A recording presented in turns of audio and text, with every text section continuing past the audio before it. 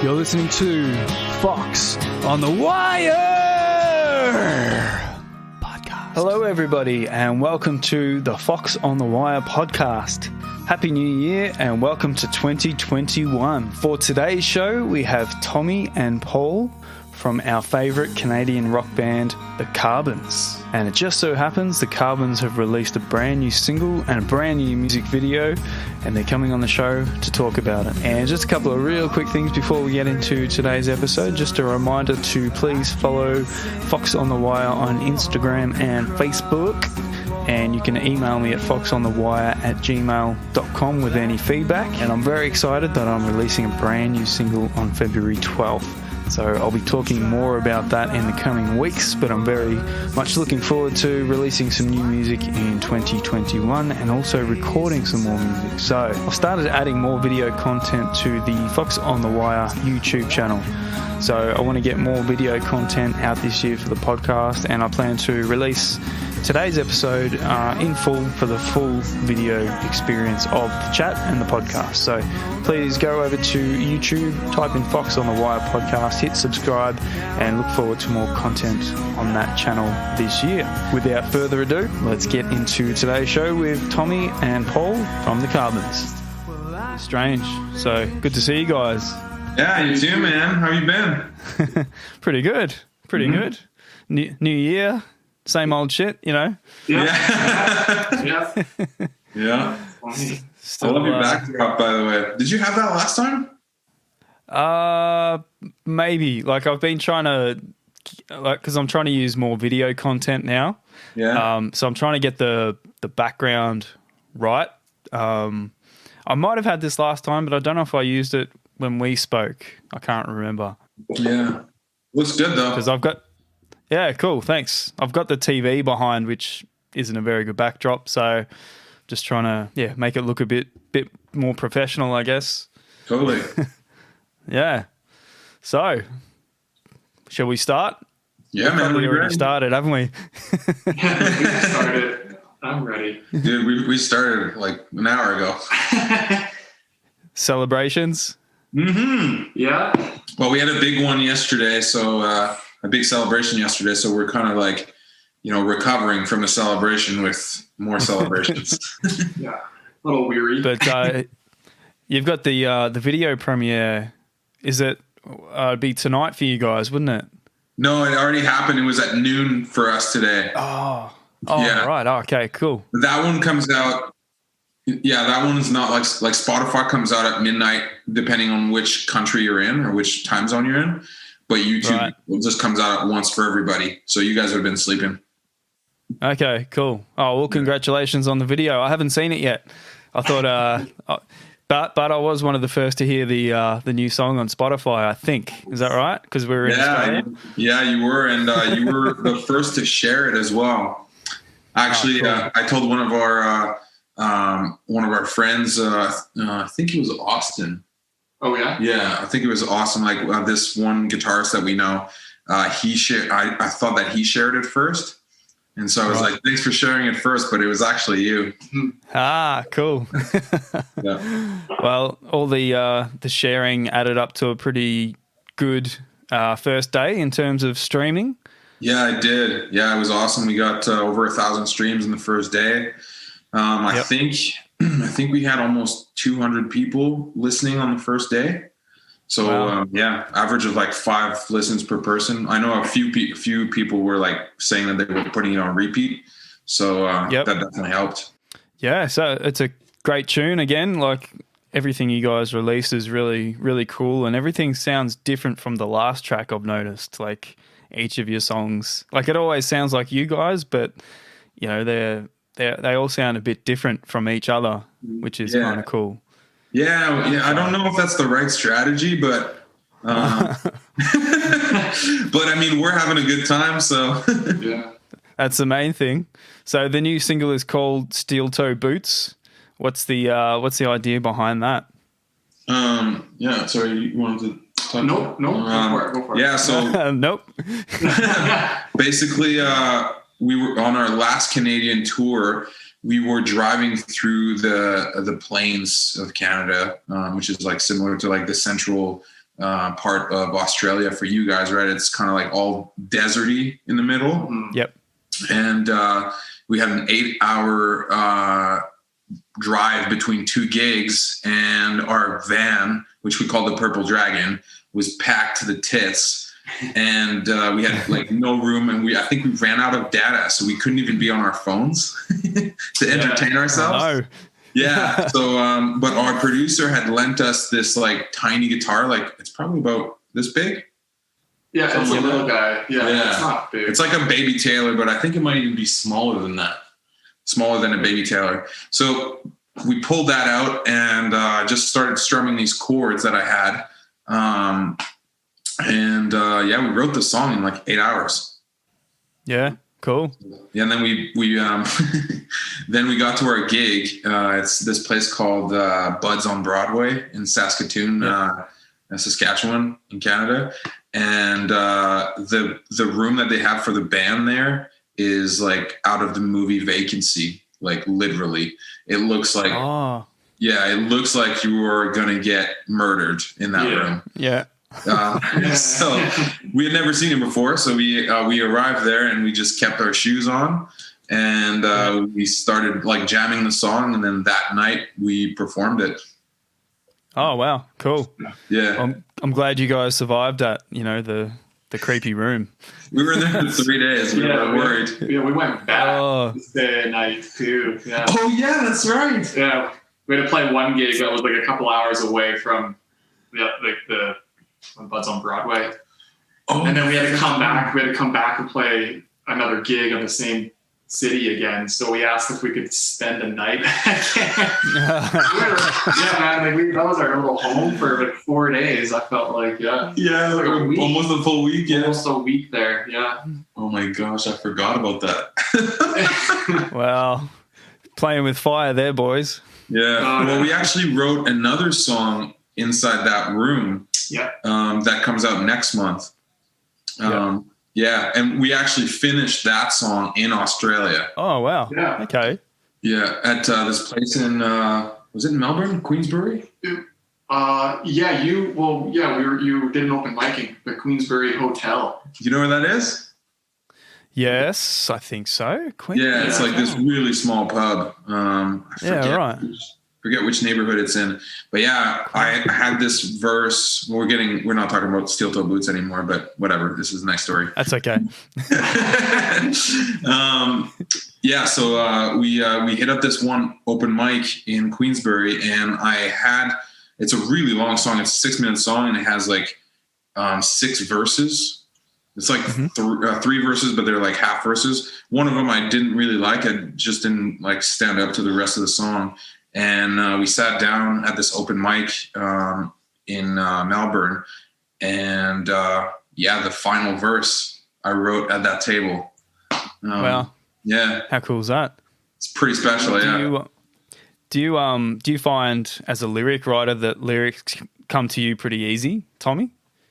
No, I'm trying to I'm working on it a little bit more. But basically, what happens is I'll write a line down, and then I'll automatically start judging it. I'll be like, oh, that's not the greatest line I've ever written.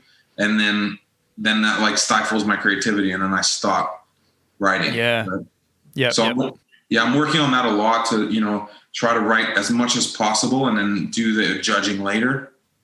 Yeah. Yeah. Sometimes you just got to spill it all out.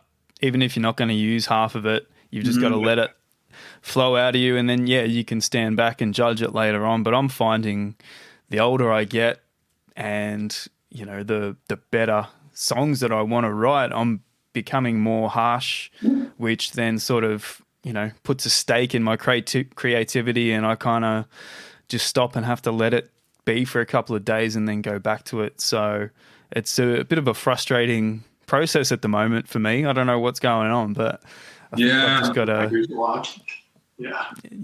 There's a few things that I run into that a lot as well, and there's a few like techniques that you can use to try and get past it. I did I went to the songwriting workshop a few years back, and I still use a bunch of the advice that I got from some of these songwriters. and going for a drive, or going near like flowing water, or if you can't, then even going in the shower, or like however you can get to flowing water, like that usually helps. And then I have this other exercise that I do where I just write for 9 minutes. And the exercise is all about writing. It's not about quality, and making it an exercise for me kind of takes the onus off of me. And it's just like, well, I'm just doing what I'm told, if you will, right? Like, this is just the exercise. I'm just doing it.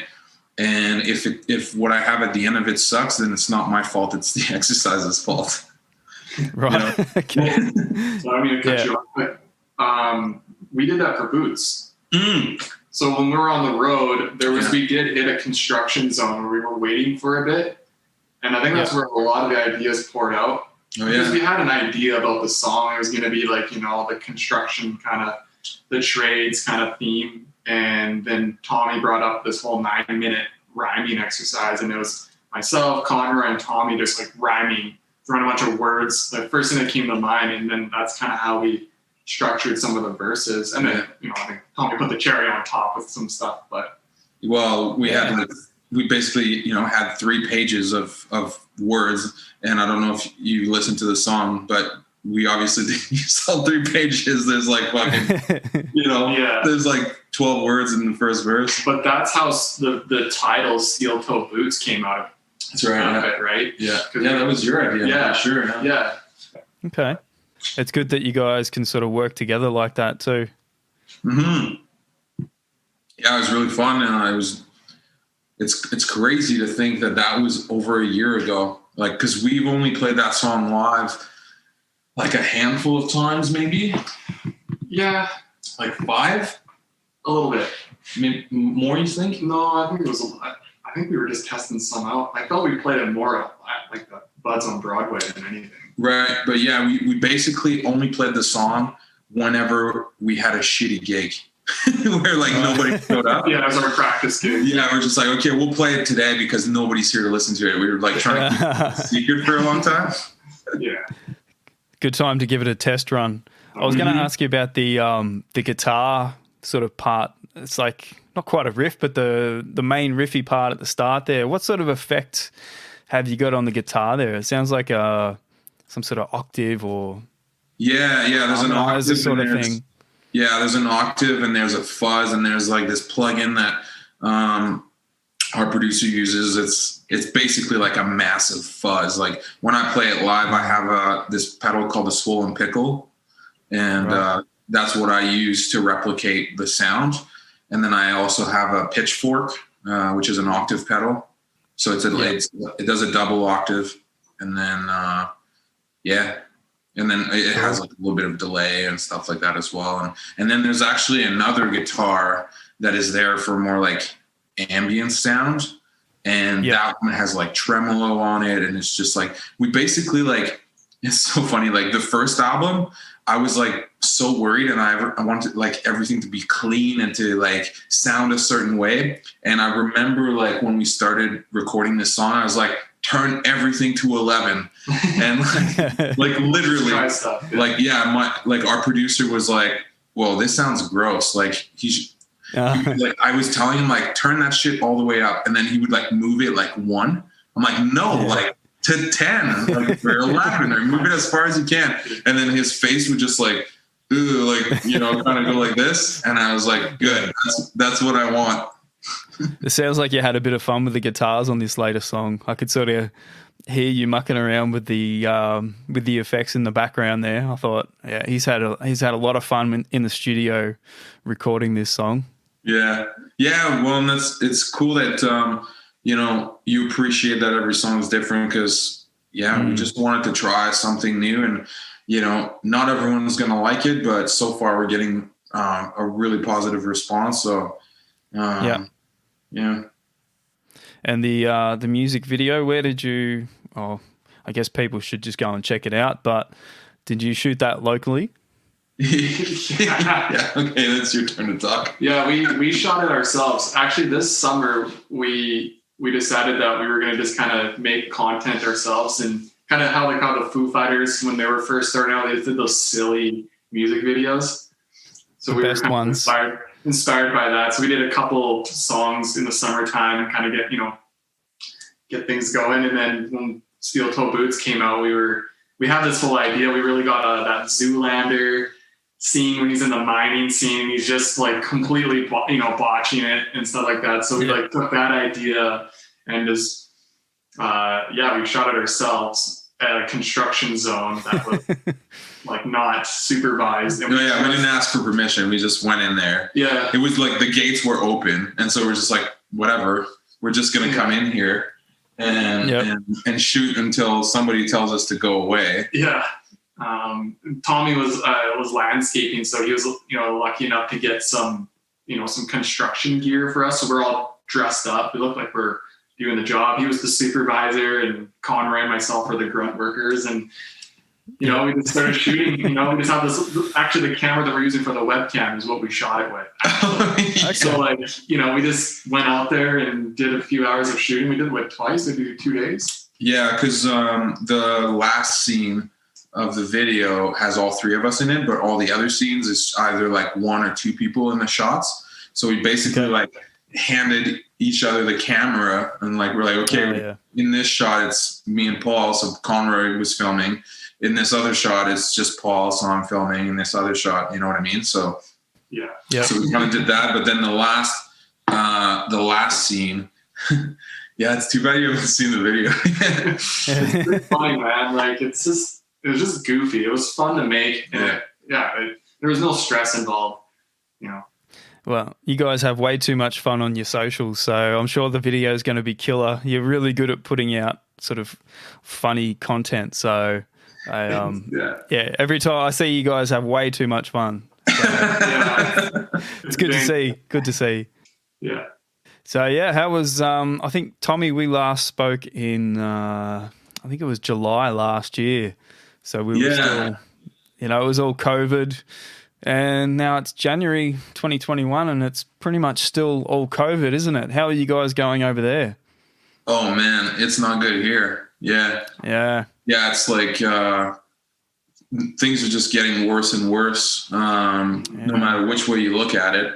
And so, I've basically stopped looking at the news. I was off Facebook for the last couple of weeks. Now I'm back on because we're promoting a song, but over the holidays, I just turn my phone off as much as possible. Yeah. And, it doesn't matter where you look. What was it the other day? There was new restrictions for even construction workers. I think it was 400 people or less. So, if you're on a construction project that has over 400 people, you're basically laid off, right? Yeah. Wow.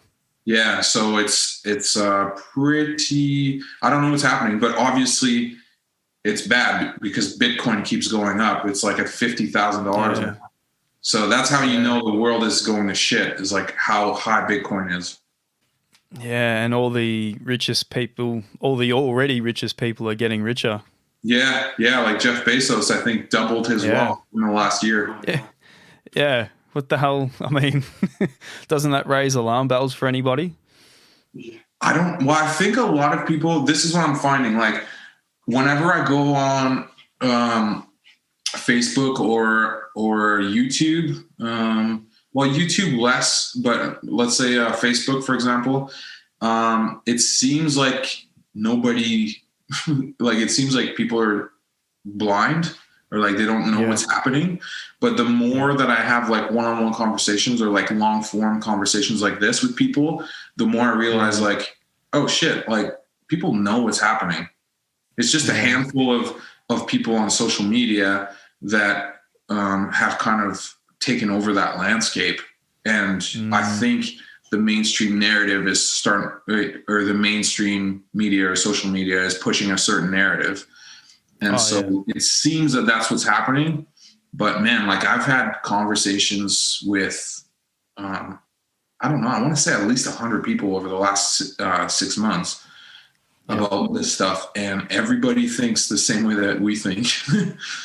Yeah. And they're just like, this needs to end. Like this, we're causing more harm than good. And, you know, the people in charge are not doing a good job. No, all over the world, they're just not. And, you know, all the small businesses are either really struggling or shutting down. Yeah. While, like we said, the richer people in the world are getting richer. So there's something really just awful happening. And, you know, I don't know if there's anything we can do to sort of stop it. All we can do is talk to each other and try and help each other learn what's really sort of going on. But it's not good, man. It's not good at all. Do you know about the app called Signal? No. It's an encrypted messaging app. So that's what we can do right now, is tell people about that. Yep. So we can communicate without getting spied on. Yeah, right. Yeah, okay. Yeah, the big tech guys are cracking down, aren't they? To say the least. Yeah, they are. And I don't really care, you know, who's right and who's wrong, and whether, like, you know, I'm not right leaning or left leaning really. I'm more like a centralist now is like a term. Yeah. Yeah, but I mean, I'm definitely for free speech, and that's not happening anymore. And my girlfriend's actually from Venezuela, and so I know quite well what happens when you know, tyranny takes over. So yeah, and I think people it's happening. People don't think it could happen here. Yeah, I don't think they know what they're sort of messing with sometimes. Like, they don't realize maybe what's happening or what effects it can lead to. But all this censorship and stuff is just not good. Like, we should be able to make our own decisions whether we want to listen to this person or not. You know, that's the whole idea of following someone or not, isn't it? I mean, if I want to hear from this person, I'll follow them. If I don't, I won't, you know. But at least give people the option to give people a voice and to listen to that voice. It's it's not cool. Well, and I mean, the good news is that the consumer still has the power. And so, you know, what I've been seeing is a lot of people getting off Facebook, you know, and unfortunately, they're just migrating to Instagram, which is owned by Facebook. But, you know, and TikTok is owned by China. So I don't know if that is necessarily a good alternative. But, you know, I've noticed, like, a lot of my friends, even the younger ones, like the ones that are, you know, a few years younger than me, who I would think would be on Instagram, they're like, yeah, no, I'm not on social media anymore. And so, you know, their wealth is going to decrease because people that are actually having conversations like this are going to be on it less and less. Right. Yeah. You couldn't see that it's a good business model, what they're sort of rolling out at the moment. But, I mean, I actually deleted my Twitter accounts the other day. I don't sort of have much use for them. I always used it, but I wasn't, like, it's not a high benefit to what I do, I don't think. Maybe it's just this part of the world. So I thought, no, I don't like what they're doing. So I got rid of my Twitter accounts. I'd love to get rid of Facebook, but, you know, us as musicians and, you know, this podcasting thing, it would be pretty hard not to do the whole social media thing. You know, we do really need it as musicians, I think. I think so too. And I mean, what I'm trying to do now is, and I mean, that's the thing, like, it takes self-discipline, but what I'm trying to do is just stay on my channel, right? Just answer comments that our fans have, or that our fans are putting down, and try to stay away from the feed as much as possible. Yep. Yeah. I think I'm trying to do the same, but it's, you know, I'm not interested in having political debates and that sort of thing, but you kind of get pulled into it sometimes. But yeah, like you said, you got to have a bit of discipline and just cut it. Yeah, And I mean, the music thing is great on socials. So maybe we just need to hammer that harder and get more content out to, cover up all the bad stuff. I don't know. Well, it's not really a fair fight because you're going up against professional psychologists who have, tweaked the algorithms so that exactly like what you said, you kind of get sucked in. Yeah. Like that's not by accident, right? Like that's on purpose. True. So have you seen The Social Dilemma? No, I avoided it. Yeah? Yeah, because I've already got my own reservations or whatever you want to say, and I thought it's just going to heighten what I already think, so I kind of avoided it. Should I watch it? Well, I didn't watch it, no. That was a good response or a good reason for not watching it. If you already, if you already know that all this shit's happening and you're trying to stay off of it anyways, then maybe, don't even bother. It's pretty scary. Yeah, and it's probably worse than I already think as well. So like this is kind of where I was going to go earlier about steel toe boots. Is that I'm pretty stoked that our next 3 songs like have nothing to do with like current world issues. Like the song is, especially like this video, like once you see it, like you'll just have a laugh and be like, these guys are just goofing off, and and our next song is like quite different from this one. But it's still like it's like just a love song, so it has nothing to do with politics. And then the one after that is just about drinking beer with your friends in a bar, which I know you can't do right now, but like we're gonna try to not say that in the post and just be like, stay positive, right? Yeah, we have to somehow. This thing is just, it's no end in sight, I don't think. Last time we spoke, I'm sure we wouldn't have thought that we were still going to be speaking about it 6 months later or whatever. Yeah. Well, and that's what I was, we were just talking about this, when was it, when we were grocery shopping or something earlier? We're just like, man, most people just get COVID. I mean, I don't know if the tests are 100% or whatever, and I don't really want to get into that, but let's say they are. Yeah. Let's say you test positive and you have it. You get over it, right? You get over it within like a week at most, but like most people that I know that have had it are getting over it in a few days, right? Most of the cases I'm hearing about. Paul thinks he had it. What was it? Like you were really sick for one day? Yeah, that was during March. Yeah, it was like... He didn't get tested, but... I didn't get tested, but like I had similar symptoms, like the whole no smell or tasting. I couldn't taste or smell for like almost 2 weeks. And then the more and more I kept finding out about COVID and the symptoms, and they were like really talking about the whole no smell, no taste kind of thing. I was like, well, I could have had a real mild case of it because I got over it within like 2 days. Yeah, I was really sick the first day. Like I barely moved, and it was just like a typical flu kind of feeling thing. But you just couldn't taste or smell for a long time. Even when you were feeling good, you just couldn't taste. It took a while. Yeah. But I don't know. And then he has like a friend that he works with who just got it, and she barely had any symptoms, right? Yeah, she said it was super mild. Super mild. Yeah. So where I was going with that is like, I know that like some people, I don't know if they're actually dying of COVID, but what I do know is that, of the people dying of COVID, only 0.7% of them don't have any underlying conditions. Yeah. Right. Yeah. So that means that of the 1% that are dying, that catch it, apparently, that are dying, which is actually less than that because we're not testing everyone. Yeah. Only 0.7% of those people are healthy people.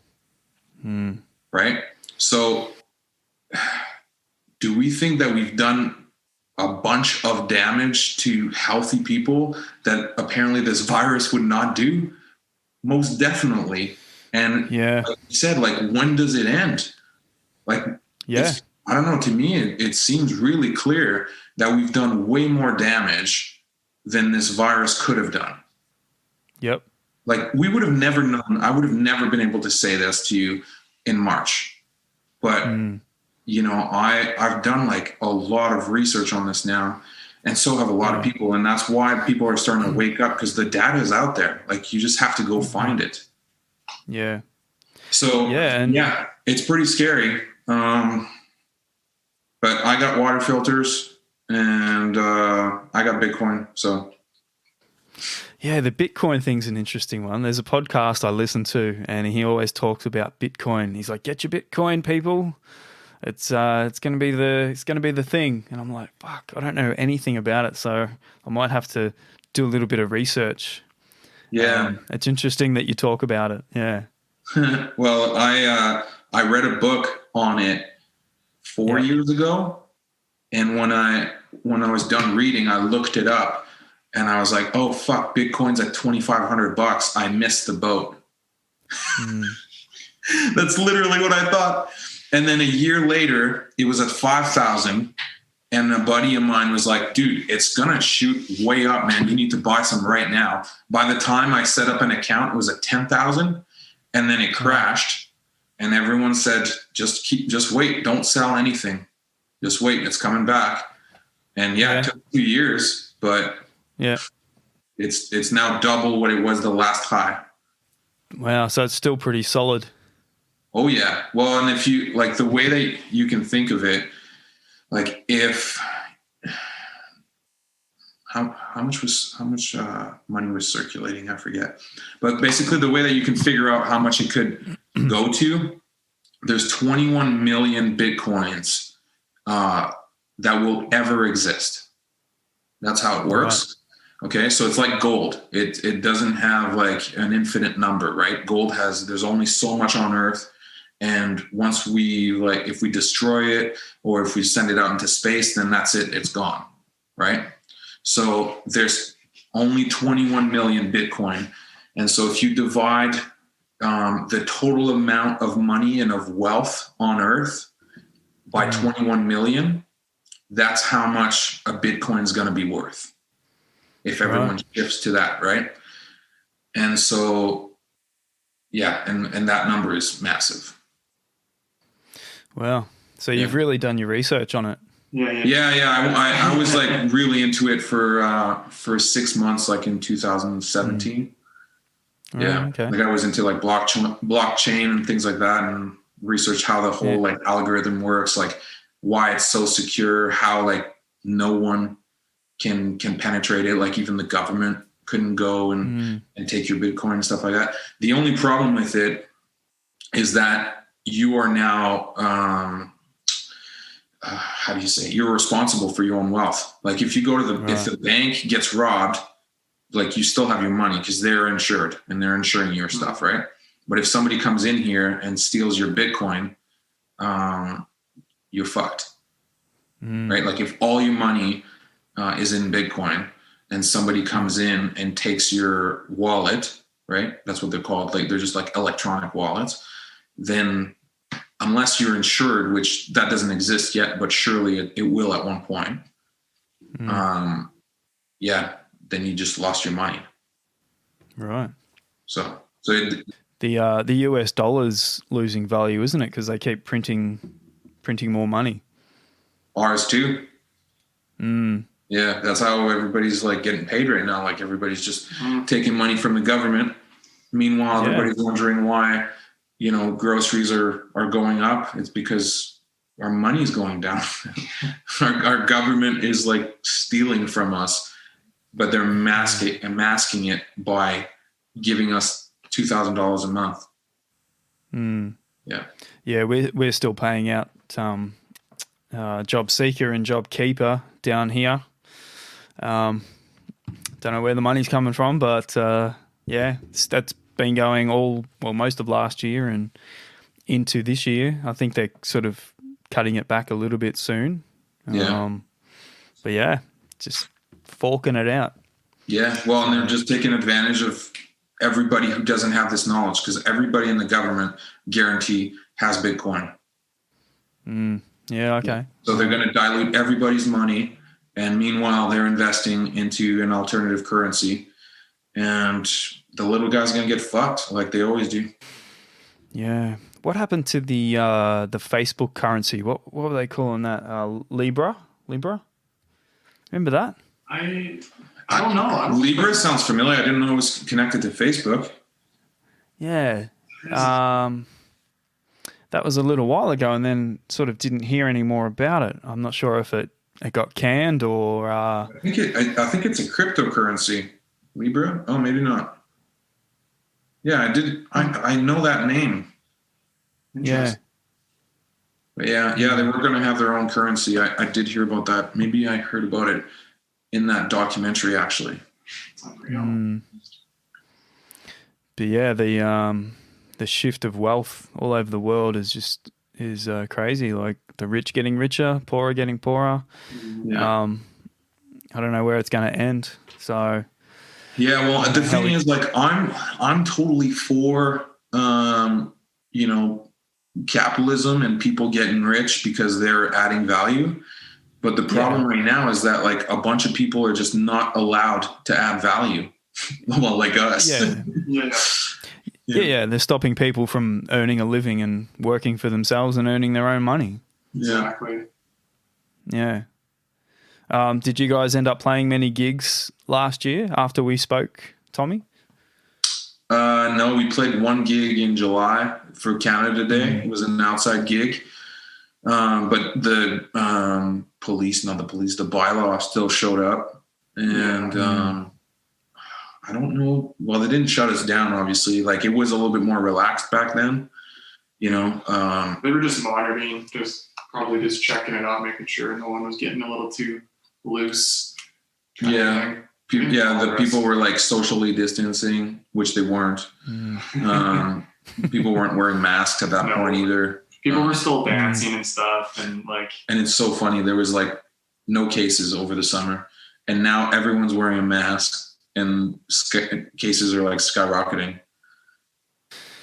Yeah. So I don't know. I don't know what it means. I don't know how accurate the test is. I don't know what's happening, but a lot of shit doesn't make sense. And I think, no, and when you say that to somebody who's, like, on the far left, they're like, well, maybe we should listen to the experts. I'm like, how about you do your own thinking? Yeah. No one wants to.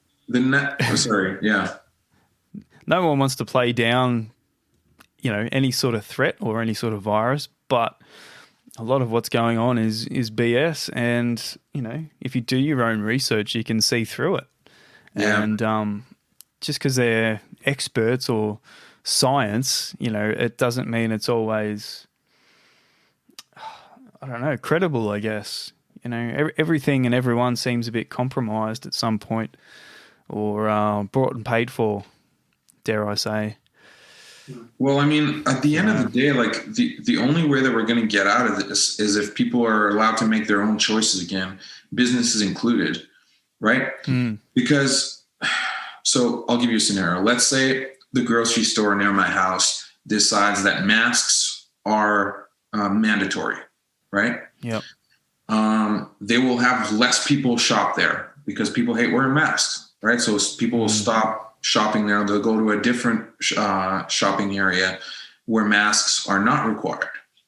But then, let's say this other place that doesn't require masks has a COVID outbreak, right? And one person dies or two people die or whatever because they shopped at this thing. That information will get out, and then all the people who were scared of dying of COVID will go shop at the other grocery store, right?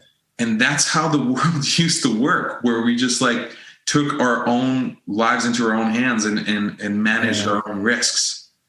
Yep. Right. But people seem to think that the government is there to protect us. But I don't know. If they are really there to protect us, they're doing a shit job. Yeah.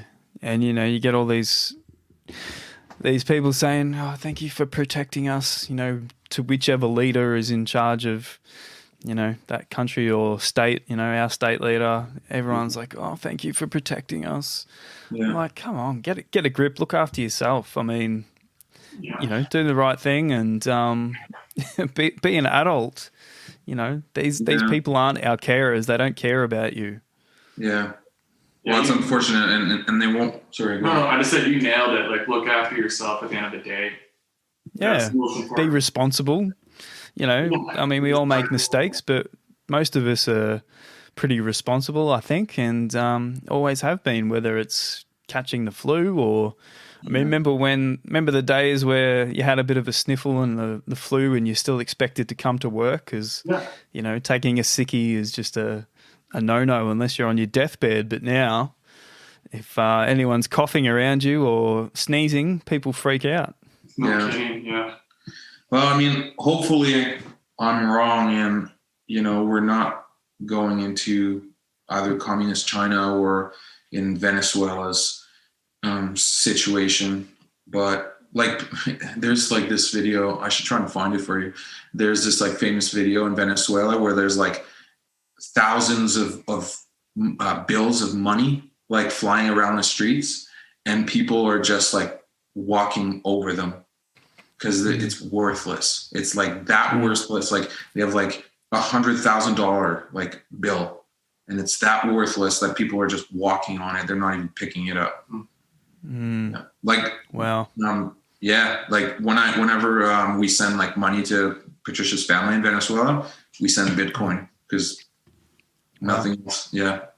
All right. And that happened pretty quickly, didn't it? It happened over like change. Yeah. Things were doing really well. Like I think it was about 10, 15 years ago. I would have to ask her to get like the actual data, but over like the span of like, well, she moved here 14 years ago. So like it was like starting to get bad, or like her dad thought that, things were not going in the right direction about 14 years ago. Yeah. That's a pretty short time. Yeah. So she moved to get away from that pretty much. Yeah. Yeah. Wow. I don't know, man. Yeah. It's all changing. It's all changing, and it's right in front of our eyes. But a lot of people don't sort of see it. I don't think. Well, I mean, as long as these conversations keep happening, like we're going to get through it. And this is the thing, like about censorship. Like, you just have to keep saying what you mean, or like not be afraid to speak your mind. And I think.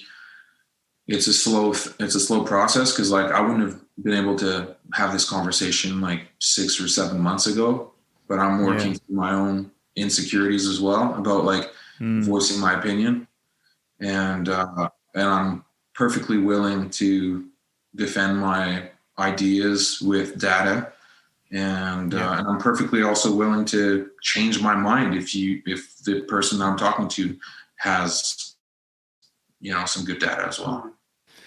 Yeah, which means that, you're willing to have that conversation and not just have your opinion and shut down the other person. Like you actually want to hear what they say, even if they might be wrong, and you can help them with facts and data to help them see that they're possibly wrong. And that's the way it should be. It's not like you're trying to censor them,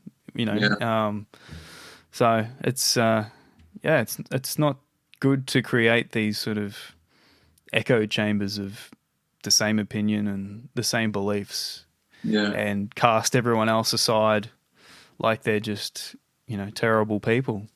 Yeah, exactly. It's not healthy. The unfortunate thing is that like it's really easy to just yell at somebody with 250 characters, but it's not that hard or not that easy to have these types of conversations and face your own ignorance.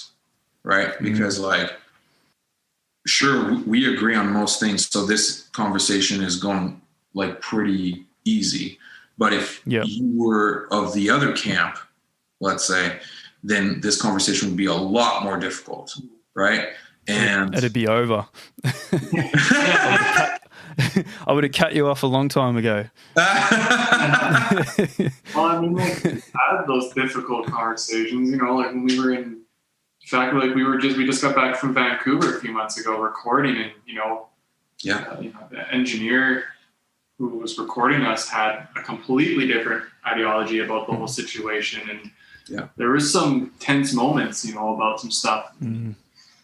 So yeah, some of those conversations didn't, well, they went okay, but it was just hard to I don't know, well, it was just more difficult than a normal conversation, but I just know from experience that not talking about shit in the long run is a disaster. It's like you're just asking for it. Yeah, sure, it was it took an hour. The two of us chatted, and he said his opinion, I said mine, and I had my data, he had his, and we hashed it out, and it was uncomfortable. What's the word that you used? You said for me? Yeah, well, how did you describe the conversation? It was just tense. Tense, right? Yeah, just tense, just this underlying tense feeling, what Tommy was saying. Sorry, what Tommy was saying to the guy, he wasn't really wanting to really open up and listen to Tommy's point of view and that kind of thing. That's why it took an hour. Yeah, really things laid out. But it's important. But it's so much. It's so important to say what you think, and and I was uncomfortable the whole time, but I would rather that than be walking on eggshells for 5 days. We were there recording for 5 days and not saying my opinion. Yeah. So, but unfortunately, well, I hope I'm wrong about this, but unfortunately, a lot of people would rather walk on eggshells for months, I guess. Yeah, it never used to be like this, I don't think. I mean, sure, it would happen, but this seems pretty common now that there's no middle ground. You're either on that side or you're on the other side. Like earlier you said you're a centrist. I consider myself the same, trying to approach things with, a reasonable sort of common sense. Yeah. I'm not extreme either way, but sometimes that's not allowed either. You've got to be one way or the other. And I don't think it used to be like that. So I'm just wondering what's really, ramped this divide up. I think it's the media across the world. I mean, you just got to turn on your news wherever you are and see that they're telling you a story, not the story. So, they're trying to tell you the narrative that they want you to take, and a lot of people just take it. But so I blame the media for this sort of divide, or it's just a vicious sort of division that's happening across the world. Yeah, I think. Yeah, well, I agree.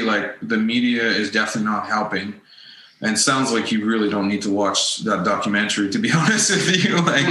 You're using some of the language that is in the, when you said echo chamber earlier, I was just wow, sounds like he actually watched it. I think the media for sure. But also our leaders, and the unfortunate thing is I don't even know how to fix it. I've thought about this a lot, and I'm man, I'm so tired of hearing what's wrong with no solution. And I'm trying to figure out how do we get good people into government? And I don't know. I don't know either. Yeah. Yeah. The thing is, it's crazy times. So let's talk about steel toe boots. Yeah. Whoops. How did we go down that rabbit hole? You guys also released another single late last year called "Nowhere to Go." Yeah, yeah, that's right. So we try to make that as non-political as possible. Good. Trying to just relate to people without telling them what we think is right, because we don't fucking know. Sure, all three of us are in agreement, but we could be wrong. Yeah, we're just dudes. We're just having a chat, and we're just sort of talking about what we've heard. Doesn't mean we know everything and that we're 100% right, but that's right. Talking with the knowledge that we've got. So and so I really didn't want to come across the song lyrically, don't whatever. Well, I don't even believe this anyways, but what was I going to say? Like open up businesses or some shit like that. Like, you know, even though I do think that that's what we should do right now. Like, I don't want the music to be about that because I don't want to be fighting people on Facebook with our music. Cause like, yeah, that's not what I want for my life. Like No. I'm sure it could gain some traction, but yeah. It's also like, that's not what our motto as the band is about. Is, you know, we're just trying to like make people feel good. Yeah. You know, that's what we really try and strive for. Yeah. Which I think you do, like with your social media. Like I said, you guys have way too much fun, and it's fun to watch. So I think you're achieving what you're setting out to do. And yeah, I think, you know, politics mixed with music, I've never been a fan. Like even, you know, in the earlier days of like U2 and that sort of thing, anytime those two crossed, it just put me, you know, I wasn't interested. So yeah, I hope it doesn't get too tangled up these days. You know, I definitely don't want my music tangled up in politics either, or you know, my name as a musician tied up in politics. So, you know, two separate things for me. Yeah, I know. I think so too. Like we've definitely written a few like over this past year that have like, you know, we're talking about the current situation. But I'm like I was saying earlier, like I'm really happy that right now what we're releasing has nothing to do with current world affairs, because it's a nice break. It's a nice break to, you know, like it's fine to have a conversation like this and to talk about it. But if your song is about that and your art is your life, then that means like every minute of every day is now political. Yeah. This is all we do, right? Like, I mean, Paul teaches drums and I'm doing like landscaping now, but all I think about is the carbons. Yeah. Right. And so if the carbons get political, then that's all I'm going to think about all day. And, you know, I do think it's important to talk about, but I don't think I want that to be like my brain, my whole brain. Yeah. I think people need to get away with it. So they need music as an aspect to take their mind off, you know, everything else they're tangled up in, whether it be politics or whatever. Yeah. That's why I get annoyed at movies that clearly push a certain agenda or whatever. I mean, it's pretty obvious these days. I just watched this like best comedy 2020, and it was so fucking clear that they were pushing this like diversity agenda. Did you see it? No. Yeah. Oh my gosh! Like some of the guys, I don't even remember whether they were white, Hispanic, black, whatever. Some people were so fucking funny, but some were just not funny at all. Yeah. And it was just like, oh my gosh, they only put this person here because she's a minority and they're trying to like, you know, make it as equal outcome as possible. I'm like, this is not the best of 2020. This is like, oh, one good one, three bad ones, one good one, three bad ones. And I'm just like, ugh. It's just disgusting. Yeah, it's so obvious when you see what they're trying to do sometimes, and you got to turn it off. Like, you need to give people a break from this stuff and just let things breathe for what they are, whether it be music or movies, and just keep it creative and just let it be what it's going to be. And people need that escape from all this politics rubbish. Well, I was thinking of changing our Instagram bio actually, and making it something like that, like come escape with us type of thing. Yeah. Because that's what I'm doing for the next 3 months, man. I'm just escaping. Yeah, it's hard to do it though, isn't it? Because you get tied up in it one way or another, whether it's online or in your actual real life, depending what job you do, or down at the supermarket or something like that. But dude, we got like a skiing pass this year, like my girlfriend and I, and to try and get away, but it's like it's political there. Yeah. Yeah, it's seeped into everything, I think. Yeah. So, all around the world. Yeah.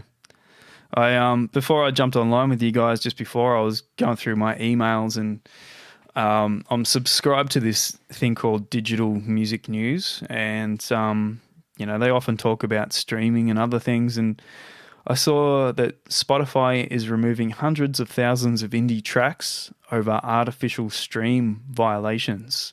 So, like, 750,000 tracks have been pulled off Spotify because of these artificial stream violations. I thought that was interesting because I know I've talked to you, Tommy, about using playlist push and a few other things. And obviously, the more research you do, the more Google throws up these ads about artificial, or they don't advertise it as artificial streams, but pushing streams on Facebook that aren't legit. Right. I get hundreds of those ads just pop up that look dodgy as. I thought it was interesting. Obviously, a lot of people, give some of those a try, and Spotify have flagged it and pulled their tracks down, I guess. So, yeah. So, these bands aren't happy, obviously. Yeah, I'm not sure. Pulled down. I mean, I watched this one guy. His name's Damian Keys. I think I must have mentioned him to you last time. Yeah, you did. Yep. Yeah. So he did a video on it, and basically, like, he looked into a couple artists that had messaged him that got their tracks pulled off, and they were paying for streams, basically, right? Yeah. So whether it's a bot or whatever, I don't know, but I'm a little worried about it, but I think all the systems that we're using are legit. And and if they're not, and Spotify takes down like our music, for example, I mean, yeah, actually it would be bad. It would suck. But we could just re-release it. I mean, just re-release the music. Maybe I'll send you this article, but I'm not sure if I think DistroKid are trying to sort of counter it somehow. Oh, yeah. I haven't read right into it, but I thought I should mention it. Be an interesting thing to talk about, but you'd be pretty devastated, because the streams aren't easy to get, and if you've been screwed over, it's a pretty shit feeling, I'd say. Well, I mean, like, and it's not cheap to advertise either. No. Like, it's cheaper than ever, sure. Like, but it's like advertising on Facebook is not easy. Like, you have to learn it. You have to learn how to do it properly. And then you're only getting like, a third of a cent per stream. Mm-hmm. So what you should be advertising for is fans, not streams. But I don't know enough about why Spotify did that and who they targeted or how they did it. I'd love to read the article. I'll send it through. Cool. What I heard from Damien is that they basically targeted all these low quality streams. So whether it's like bots or something like that, it's kind of like what Facebook did, right? They removed like 1 billion accounts, or was it 5 billion fake accounts or something like that? Yeah. Yeah. So I think it's a good thing. But I don't know anybody who has had their like songs removed, right? Yeah. Because one thing I don't know anyone. Everybody that has added your song to a playlist, right? And they're just listening to it now. All of that goes away. So that is fucking terrible, right? Yeah. Sure, you can re-release the song, but then you have to like just re-reach all these people again to try and add your song to their playlist. Yeah. Yeah, it's a bit scary, but there are a lot of, I think the more research you do, the more you can tell which one of the sort of spammy ones that you should stay away from. I think there's a lot of good, legit ones.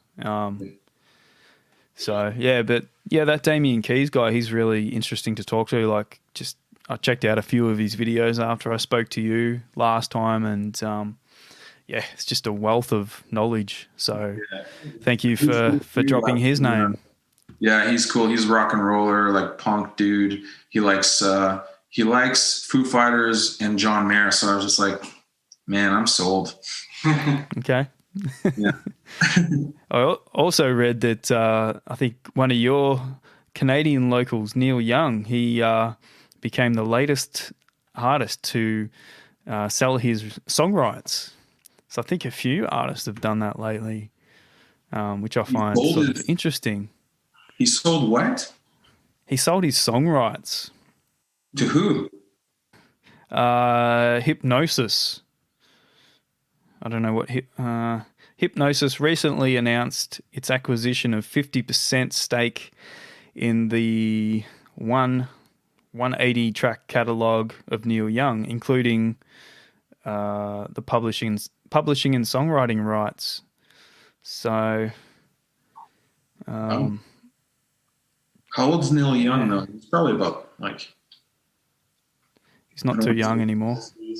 Yeah, he's old, right? Yeah, he probably. I just find it interesting. Yeah. Why now? Yeah, why now? Well, I mean, if he's about to die, unless he has like kids, I don't know what his family tree looks like, but yeah, unless he was going to have like heirs, he probably was just like, yeah, I'll just cash this in. Maybe he's buying Bitcoin. Yeah, maybe. He's done his research and now he's like, oh shit, I should have done this a long time ago. Yeah. So. Well, there is a cryptocurrency that I forget what it's called. I think it's like Musi Max or something like that. That's basically looking to replace Spotify with like blockchain. Oh, okay. And so, I mean, I haven't looked into them for a while now. Like this was back in 2017 when I was like really into it. But yeah, there's like all sorts of blockchain companies that are basically going to take over the internet. Yeah. There was like, there was one that was a currency. It was like the Pornhub blockchain edition type of thing. Yeah. So there's another one that is like a video platform, right? So it's just like, it's going to be the new YouTube. So is that Rumble? Rumble? Oh, do you mean? That's a alternate video platform is Rumble. Oh, maybe it is. I don't know. I don't remember what all of them are called. Like there's hundreds of blockchains and stuff like that. So I don't know what all of them are called, but I just know that this is not the Bitcoin is like the currency, but the blockchain is the technology, and that's going to be what replaces what we have right now. Interesting. Yeah. Did you guys have a good Christmas? Yeah, I did. Yeah, it was nice, man. Yeah. I just relaxed. Yeah. Yeah, I actually went to Montreal, which is like on the other side of the country for us. It's kind of like somebody in Adelaide going to Sydney, I guess. Yeah. But it's I think it's a little further than that. That's where all my family lives. And so I illegally traveled to see my family. I was going to say, are you guys allowed to travel across country? The airport's open. You are. It's just like, I guess, like frowned upon, I guess you can say. But I guess they're open, so I guess you can go. Yeah. Some of our borders have come down again. So your what? State borders. Some of our state borders have come down again. Oh yeah. Yeah. So that's what I did. It was rejuvenating, man. Like that's what I was telling you. Like I took 2 weeks off of social media, spent some time with my mom, and she rented like a cabin out in the woods. So I just brought a guitar and a deck of cards, and we played like crib, and I sang her some songs. I actually wrote her a song during quarantine. And so I played her that and had a little bit of a cry. And then New Year's, I drank 48 Coronas with my brother. Holy shit. Yeah. Over 2 days, I think. Okay. Yeah. It was hilarious, actually. I was like, man, this would be a really good TikTok video. Like put out like 20 cans and like put them in the shape of like 2-0 and then another 20 cans or 20 Coronas. They weren't cans, they were actually bottles. And just be like, goodbye 2020 and just smack the shit out of it. Oh, yeah. Or like, great idea. Like dominoes, like, you know, that would be less dangerous. Mm-hmm. Yeah. Good. He didn't let me do it. Because like we let you do it? in his house illegally, and so he's like, "Oh, don't make a scene." Oh, right, yeah, okay. Behave yourself. TikTok. Yeah, I could get famous for this, man. Come on. Is it winter over there at the moment? Yeah, in Canada. Yeah. Yeah. Okay. Yeah, we're in summer over here, so it's nice to get some sun and we still have to wear masks most of the time, but not outside anymore, which is fantastic. That was a thing for a while, which wasn't easy. Right. So yeah, nice to get some sun. I've got some time off coming up in mid-Feb, so I'm hoping to get down to the beach and do my red head at the beach thing, 10 minutes out in the sun and then I'm back in the shade. So,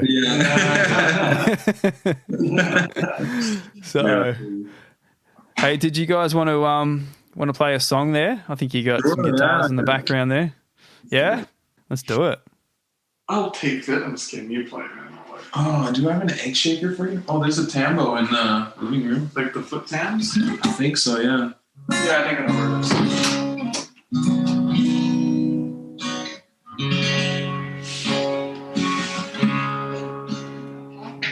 Huh? Just grab a nutritious nonsense. Is that standard tuning, Tommy? No, it's half step down. Oh yeah, I use that too. Yeah, it's I don't know. I think I'm a tenor for my vocals, and so this just helps me reach like I can get to a G sharp like decently okay, but once I get to an A, my voice like struggles a little bit. So yeah. So then I tune half a step down, and I can play in all the regular keys like D, A, G, stuff like that, right? Okay. Yeah, I think the half step, like it's only half a step, but I think it gives the acoustic guitar in particular like a really nice tone, I find. And it sort of helps me with my voice too. So I've kept it in that for quite a few years now.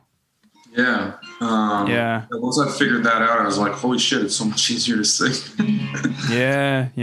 That's why Jimi Hendrix and Stevie Ray Vaughan did it, I guess. Yeah, I think a lot of Guns N' Roses did it. I've been playing a lot of open C6 tuning. I just picked a random, odd tuning, and I've been writing a few songs in that, which has been really cool. So nice. And it feels really nice on an acoustic guitar. The strings are slackened a bit, and it feels really good. So hoping to record probably one of those when I've got some time off. So yeah. Nice, man. So what are you going to play? I think I'm going to play Nowhere to Go. Before we start, Yeah. Go into the audio settings for a quick second. Oh, yeah, okay. What's going to happen is when the tambourine starts hitting, it'll go to audio settings. Right here. Go scroll down. Find advanced. Right down the bottom. Okay. Echo cancellation. No, don't worry about that here. Sorry. I'll be like, I do this all the time. I got my audio engineer with me. Yeah. Is that this one? There we go. I want to just take that off.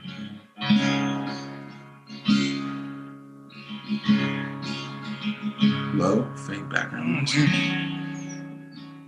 won't. What? Interesting. Never mind. Okay. Usually you can just hit it lightly. Usually you can just like disable the whole thing and it's good, but that's all good. We'll figure it out. Yeah, just hit it lightly. Yeah. All right. This is Nowhere to Go. Let's do it. Inspired by you guys' lockdown, actually. Oh.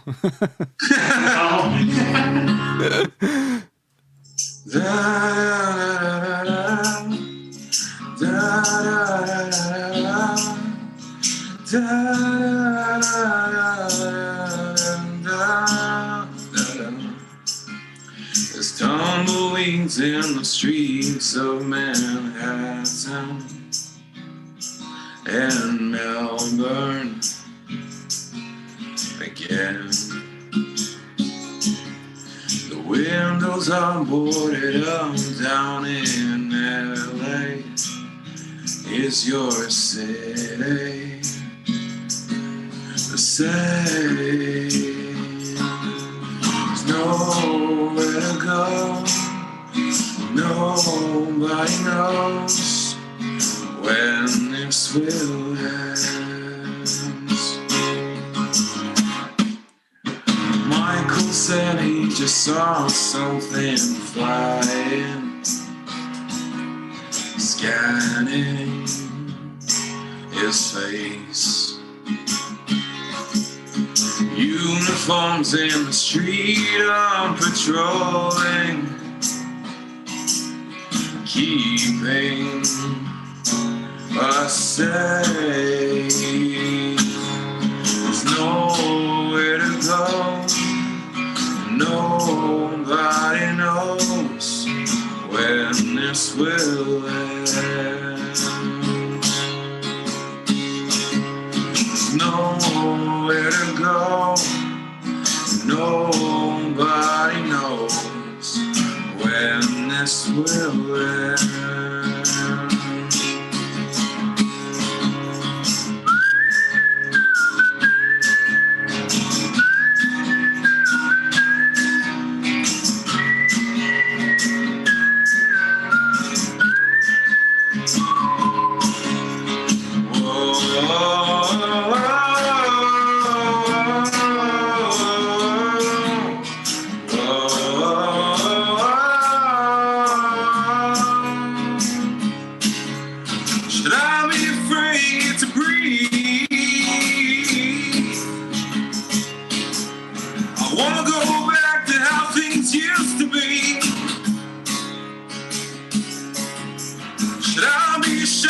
This will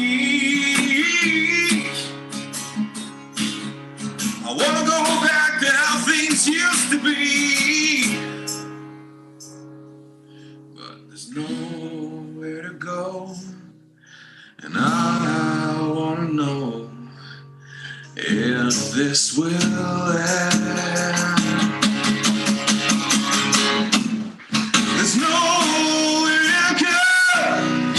Nobody knows when this will end.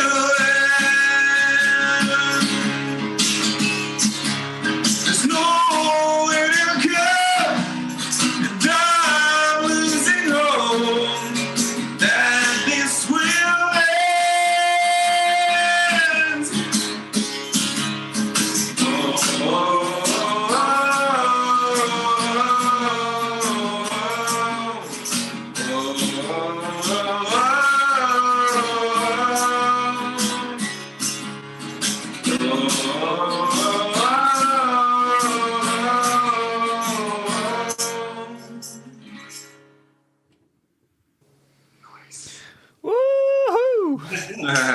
Cue the clapping. Woohoo! Cool. Oh yeah, there's an emoticon clap. To the right, to the right. Yeah. Oh shit, I didn't mute my mic before I started, so hopefully that came out okay on your end. Yep, came out good. Okay, sweet. Fun fact. Lucky you got that song right in here. Oh my gosh, yeah, we did. Like we recorded the drums on this electric kit that was like sitting right beside. Oh, really? Oh, cool. Oh, wicked. Yeah. Lucky you got the wheels on the chair there, Tommy. You pulled back a bit. Yeah. Yeah, I know. I saw like a little blinker, and I was like, "Oh, that Yeah, Sergeant Peck. Awesome. Thanks for doing that. Yeah, man. No problem. It's a great song. Thanks, man. Yeah, we're excited to play that one live. Fuck. It's a fun one to play. Yeah. We've been practicing it, and it's just fun to play. It's so fun. Yeah. We, well, Paul actually came up with like a way of like playing it live, where he starts off with like this beat. What song does it remind you of? Oh, like I did this whole like Won't Get Fooled Again, you know, by The Who. It's that big drum intro thing that happens, and we were just awesome on jam, and I just kept, you know, do shit, and just keep going, and we bust into the song. It's actually second one, you know, worked pretty well. Yeah. Cool. Who are your influences, Paul? Like on the drums?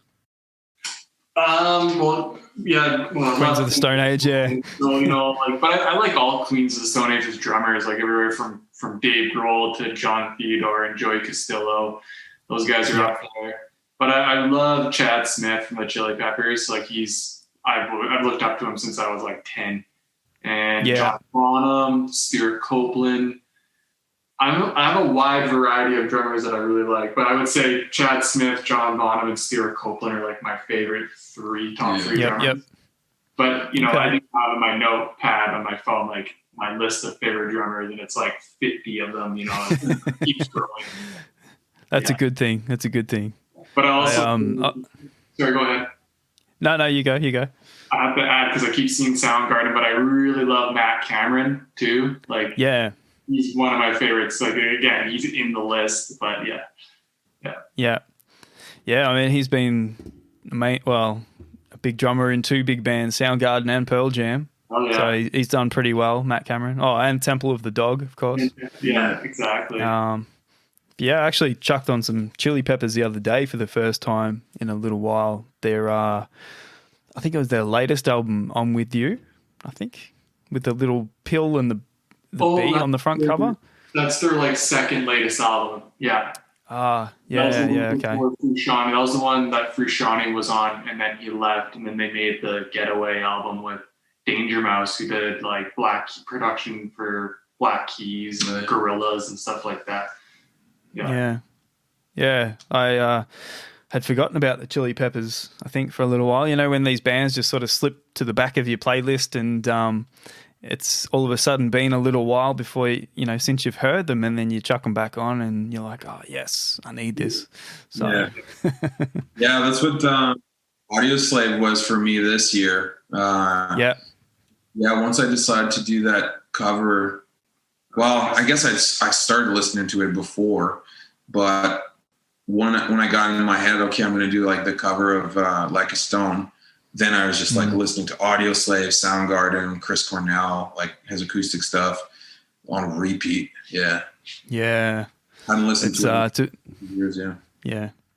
It's a big rabbit hole, isn't it? Like there's so much material there from so many different sort of bands and aspects of his musical career. It's pretty incredible. I hope I can leave a legacy like that behind one day. You know, a massive body of music. So well, that's kind of what we decided on right before we released Nowhere to Go. You know, we kind of put the brakes on things over the summer because of this whole COVID thing. We're just like, fuck, we don't know what we should be doing. Like, we have all these songs, but like maybe we should wait to release them because, you know, there's no way to monetize things right now for musicians. I mean, except for selling merch online and having like, you know, Patreon, like that helps, but it's not like 95% of our income was coming from shows. Right. So we're just like, fuck, should we continue releasing music? And then, right before, I think it was in September or maybe even before that in August, we were just like, well, we love releasing music and we love making music. And right now we're depressed because we're not doing that. So, you know, so we decided, fuck it, we're just going to release it and, you know, trying to set aside the fear that like these are the best songs we'll ever make. Because I've had that fear multiple times and it seems to never be true. I just keep every new song that I write, people around me are saying like, well, that's your best song. and so I'm just like, oh really? Fuck. I thought my best song was like 2 years ago.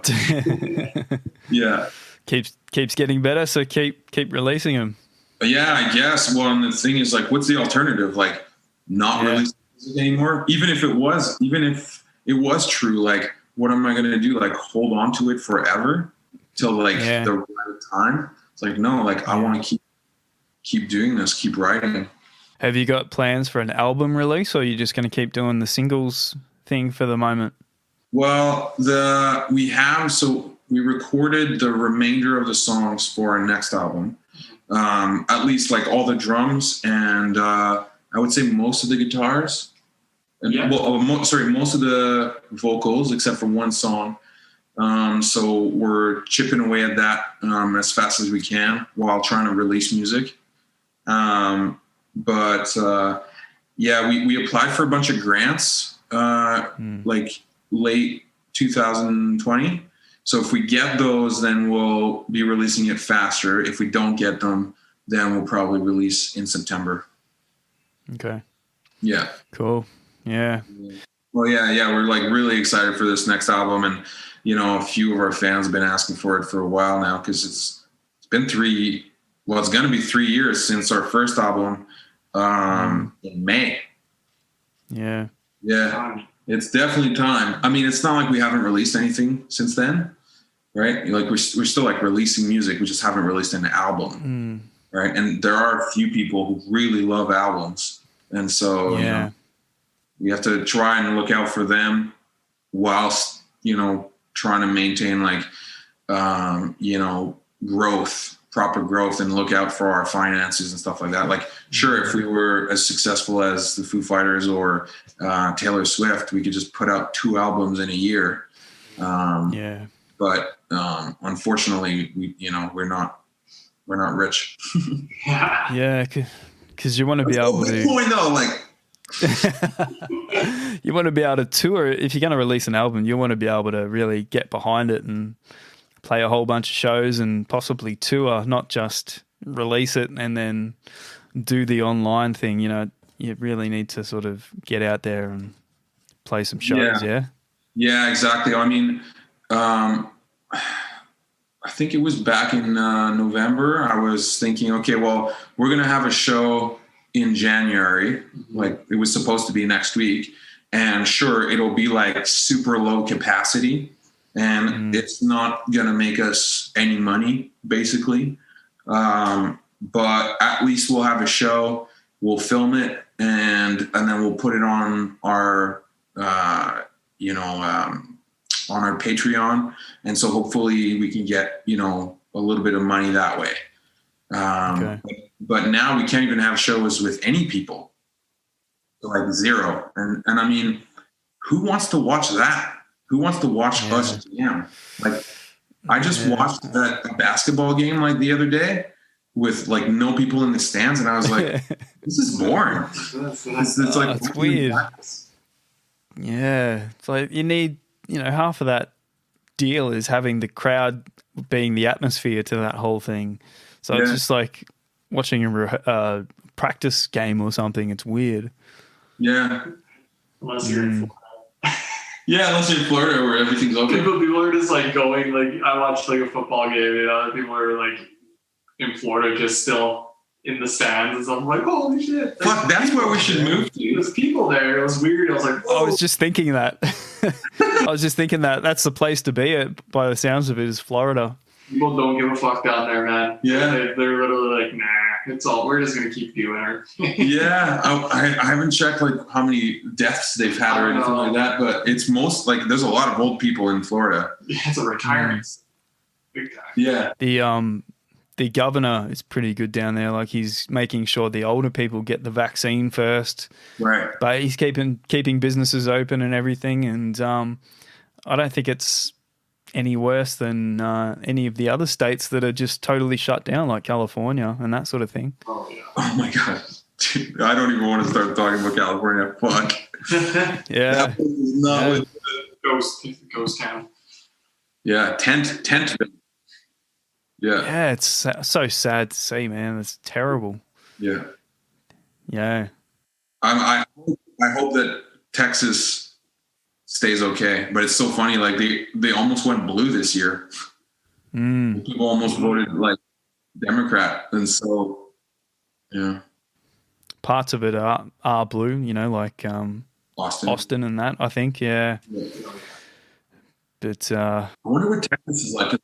I think Texas is probably similar to Florida, but yeah, I haven't looked in long enough. But I'm definitely thinking about moving somewhere. We were talking about moving to Australia, but it sounds like you guys are going into lockdown again. yeah, it's I don't know, like, you know, it's only been a few cases that have sprung up, but straight away, you know, like there's crackdown. So there's not heaps of cases, but you know, the government hand comes down and borders go up, restrictions go up, and at the moment we're not too bad, but it's just, I feel like it's a matter of time. Once we hit winter or something, you know, I think we'll be in another lockdown during the winter once we get past summer. Yeah. But I don't know, man. I don't know. Hey, I've got some quick fire questions for you guys before I let you go. Yeah. If you want to take turns, maybe we'll start with Paul. Sure. Describe yourself in 3 words. Awkward. Awkward. And probably awkward. Oh my gosh, that's. I wonder if you're going to ask me these questions, because now I have like some prep time. Hard, dude. Tommy, Netflix or Stan? Or Stan? Stan. What's Stan? Netflix. Stan. Haven't you got Stan over in Canada? Oh, No? Nope. Really? Oh, shit. Oh, that's a dud question then. Yes, I get all the easy ones. Yeah, I thought that was worldwide, but obviously not. All right, well, Netflix or Amazon Prime then? Oh, Netflix. Yeah. For sure. I disagree. Fuck Amazon. Well, I guess you can both answer these questions. It's not really black coffee or white coffee. Black coffee. Black coffee. Apple Music or Spotify. Spotify. Pink Floyd or Led Zeppelin. Led Zeppelin. God damn, yeah, Led Zeppelin. Sorry, Floyd. Yeah. No, I'm there too. I'm a Zeppelin man. Yeah. Pearl Jam or Nirvana. Nirvana. Pearl Jam. Oh, okay. Yeah. Okay. Which album? That one was tougher, but yeah. Nah, Pearl Jam. Yeah, I love Nirvana, but I really connect with Pearl Jam. I'm all about them. Yeah. Yeah. Okay. Which album in particular, or just as a collective? I love the Yield. That album changed my life. Yeah. Yeah. Okay. Jack Irons on the drums. I don't know. Something about it. Yeah. It's raw. I don't know. That's what I think I loved about it, is that those guys just went in and just started writing and came out with this album that was pretty different. But yeah, the Yield album, really, really good. It was a good era, I think, around there. What was that, like the late 90s or? I think so. Yeah, I think so. Yeah. I still haven't got into their first album, funnily enough. Like, that's not one that I'll go back and listen to, but I know that's I think still their biggest album, isn't it? Yeah, 10 for sure. Yeah, there's lots of good songs on 10, but I mean, like, I also like binaural. Like, I liked all the shit, man. I don't know what it was. It's like, fuck, this is heavy. This is cool. I don't know. Yeah, I haven't given them a proper chance. It's so funny. Like, a lot of people compare us to Pearl Jam all the time. Mostly for my vocals, I think, but also some people have said like the way that I write guitars. But I never grew up with Pearl Jam. Really, it was more like, oh, nice. That was actually I really enjoyed the Lost Dogs album. Oh, I don't think I've heard that. It's like B-sides and shit, I think. So had some really good stuff on there. It's had the good B-side stuff, you know. Yeah. All right, sorry, back to the questions. Where are we? iPhone or Samsung? iPhone. Samsung. Undies or boxers? Boxers. What is undies? Is that like briefs? Yeah, underpants. Oh. Well, yeah, underpants. Wait. Yeah, like briefs, undies for me. You mean briefs? Or Yeah. do you mean Like tighter boxers. That's what I would wear. Yeah. Oh, yeah, same then. Yeah, we call them briefs. All right, okay. Cultural differences here. Yeah. Do you take a set list on stage? Oh, yeah. Yep. Yeah. 100%. And what was the other one? Fold or scrunch? Fold. Toilet paper. Oh. Fold. Oh. Yeah, fold. Yeah, fold. It's like, what is he? I thought about laundry for a quick second. I was thinking about like, I totally fold my clothes after laundry and I don't just scrunch them. Yeah, it's so funny. Fold the toilet paper, but I scrunch my underwear and socks. Oh, man. Well, thank you very much, guys. Lovely to chat with you. Yes. Go and check out the new single and the new video, Steel Toe Boots by the Carbons. Come and Chuck all the links in the show notes. Yes, escape with them. Weirdness. Get away from all the... Oh my god! Get... Looks like I know. Oh, do you know who JP Sears is? Yes. Oh, you look like a better looking version of JP Sears. I've been watching a lot of him lately. Actually, he's been spot on the money. Yeah. Sorry, you're trying to end your podcast, and I'm starting a new conversation. That's a interesting comparison. So thank you. He's fit as fuck too, man. Yeah, he is, isn't he? Yeah. He's doing a lot of his ads at the end of his sketches, I guess you'd call them. Yeah. Selling products and stuff, fitness products. So, yeah. No, lovely to have you guys on. And, new single Steel Toe Boots out and the video, it will be in the show notes. And go and say hi to the guys in the Carbons. And, I don't know, probably won't see you in Australia anytime soon, unfortunately. Well, yeah. Fingers crossed. Hopefully. Yeah. Well, let's hope this year looks a bit better. Thanks to all your audience for listening in, and yeah. Thanks, man. Cool. All right. Cheers, guys. Thank you. See you, dude. See ya.